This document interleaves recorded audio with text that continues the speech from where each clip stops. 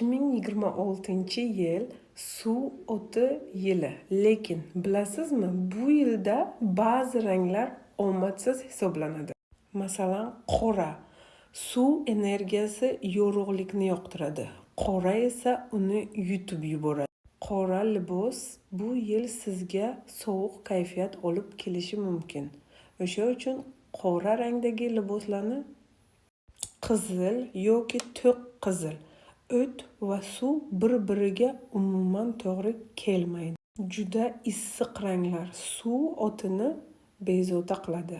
O'sha uchun qizil va to'q qizil rangdagi liboslarni ham kiymaslikka harakat qiling.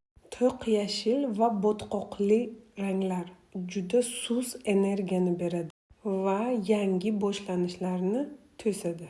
O'sha uchun bu ranglarni ham kiymaslikka harakat qiling. Keyingi videolarni kuzatib boring.